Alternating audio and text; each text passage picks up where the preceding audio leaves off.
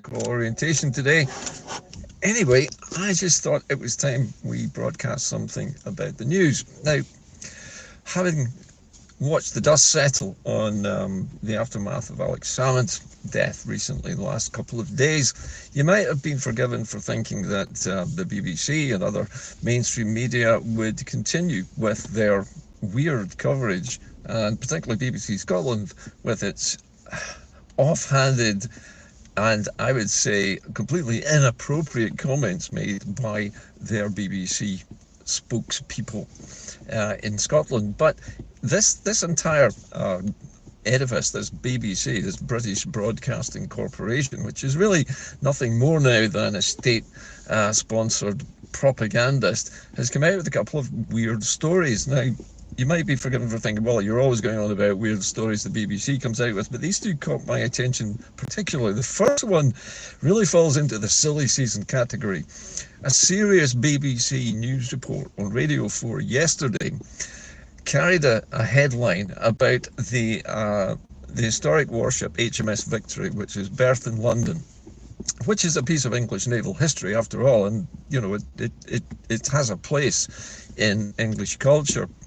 The battleship Victory, which was the flagship of Admiral Lord Nelson, which led the English naval fleet into battle against the combined might of the French and Spanish navies in 1805, successfully winning the Battle of Trafalgar, has survived to this day in a dry dock in London. The problem is that the ship is made of wood, and wood, as you know, needs to be regularly maintained. Unfortunately, the kind of wood which is necessary to repair the ship is no longer available from a sustainable source in the United Kingdom. And so the people who are tasked with looking after the historic ship had decided to order some oak from France, who do have a mature woodland which is sustainable, and they could source enough oak to fix the ship. Now, that in itself is an interesting story, but what happened next was just weird. They then got a vox pop, in other words, somebody on who's supposedly an expert in naval matters, and this was, as far as I understand it, a retired naval admiral who came out with two statements which made me laugh out loud, actually. The first one was that he thought that Admiral Nelson would be revolving in his grave at the thought of French oak being used to repair this wonderful English ship. Now, can anybody imagine anybody who's in charge of a ship, even Admiral Lord Nelson, worrying about where the wood came from to fix a hole in the ship? Frankly, no. This was a remarkably xenophobic piece of nonsense coming out the mouth of this gentleman. And to make matters even worse, he actually went on to state, in all seriousness, incidentally, that he felt that the oak tree was a quintessentially English tree. I kid you not.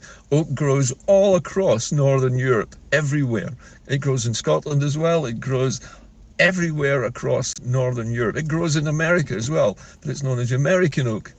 But European oak is what we have here. And where it comes from is irrelevant. It's the same timber. It doesn't matter where it comes from. But the idea that the oak tree is quintessentially English, I think, stems from the public schoolboy in this gentleman, who probably is familiar with things like oak, I don't know, oak oars, I don't know. Cricket bats, they're even made of willow, but why does oak have to be English? Hearts of oak. I mean, there's an awful lot of stuff in the history of English shipping and naval history which used English oak. And in fact, in many cases, they cut down entire forests of oak to build some of these ships. But it doesn't matter where the oak comes from. But the BBC seem to think that this xenophobic nonsense was news. And I think it goes to the heart of what is wrong with the attitude of many people in the far south of England, that somehow or other, where a bit of wood comes from matters at all in the preservation of a historic vessel. Frankly, the history of the Battle of Trafalgar is remarkable and worth celebrating for England. It was a victory, and it was a victory against the odds as well. And Nelson was lauded as a hero, and he was. But this story is just utter nonsense. Anyway, that was the first thing. The second thing that happened was, I gathered today or yesterday, it emerged in the news that, as far as I understand it, and I'm only getting patchy bits and pieces of news about this, somebody asked why the Royal Air Force didn't make available a plane to repatriate the remains of Alex Salmond from North Macedonia back to Scotland. And according to reports I've read, the Labour government has said that they couldn't justify the cost, and claimed that the cost would be somewhere in excess of £600,000 to place a coffin on an aeroplane and fly it back to Scotland from North Macedonia. Now, I'm pretty sure that the amount of jet fuel needed to fly one of these planes, although it's pretty big, doesn't run up to £600,000 worth of fuel.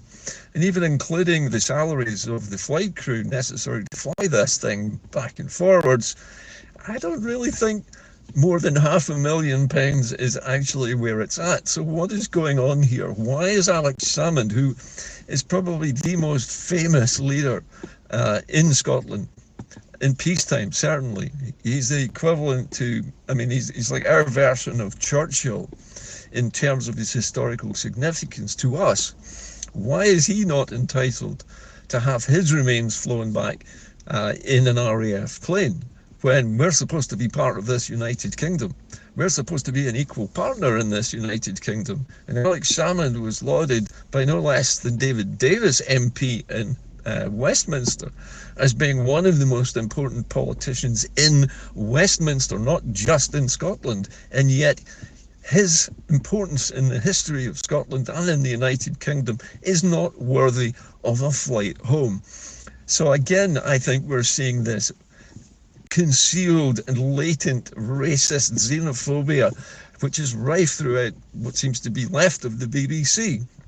And yet nobody has thought to challenge the British government over this, or if they have, I haven't heard about it. But either way, it's a massive insult to a man who basically scared the crap out of the United Kingdom. Probably one of the few people in the world who was capable of doing so, and also one of the few politicians in the world whom everybody in Westminster respected. So I'm puzzled why he's not worth the flight back. Personally, I think every person in Scotland would happily chip in for the fuel to run such a flight. But as it is, we have the royal family being blasted around all over the planet on Royal Air Force jets every single week, it seems, to different parts of the globe, to hand other billionaires and worthies and leaders across the planet, and nobody bats an eyelid. And yet they're not even elected, nor have they achieved anything like what Mr. Salmond has achieved in his lifetime. So there, I'm going to leave it. That was my rant for today. If you have comments to leave, please make them either during or after the show. You'll know where to find me. And if you feel like helping me with donations, please follow one of the links.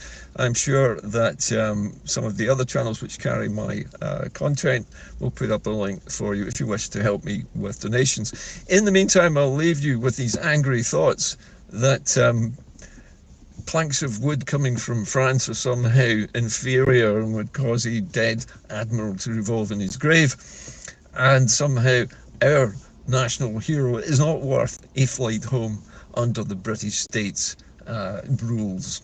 It seems shameful to me. Anyway, that's it from Inde-Car today. Please keep the faith, and I'll see you again next time. Bye for now.